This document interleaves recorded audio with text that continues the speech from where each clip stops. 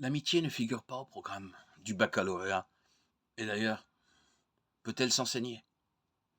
Ne jaillit-elle pas spontanément d'une sympathie réciproque et du don de soi? Et sa justification la plus valable n'est-elle pas celle que donne la parole de Dieu? Un ami fidèle est une aide puissante. Celui qui l'a trouvé a trouvé un trésor.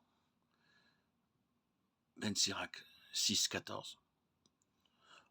Au début de sa prédication, Jésus appelle quelques hommes attirés par sa parole. Il en choisit 12 d'entre eux, qui, après avoir été d'abord disciples et compagnons de route, deviendront des chargés de mission. C'est le sens du mot apôtre, appelé à collaborer à l'œuvre du Maître avant de la continuer. Ce n'est qu'au moment où Jésus va retourner vers le Père qu'ils s'entendent appeler amis.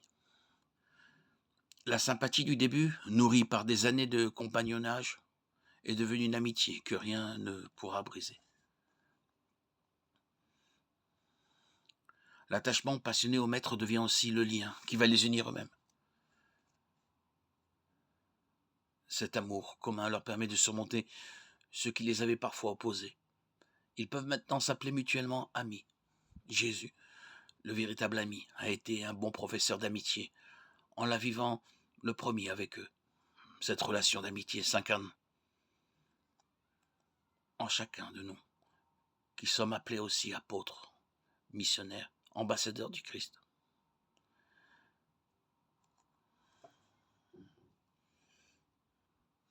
Nous pouvons témoigner, auditeurs et auditrices, de cette profonde amitié avec le Christ.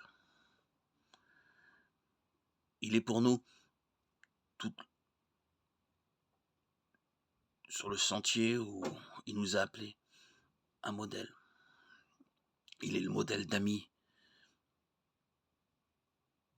à suivre. Il nous conduit, nous enrichit de ses enseignements et de son amitié réciproque. Ce n'est pas nous qui avons aimé Dieu. C'est lui qui nous a aimés et qui a envoyé son Fils. 1 Jean 4,10. L'amitié avec le Christ nous est offerte, comme il a été offerte à Marthe, Marie, Lazare, aux 12 et à tous ceux qui l'ont rencontré. Jésus est l'ami fidèle, le compagnon de route.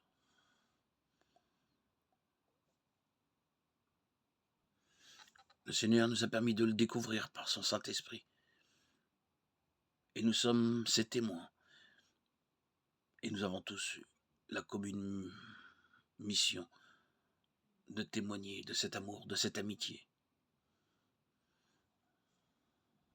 Il est notre véritable ami.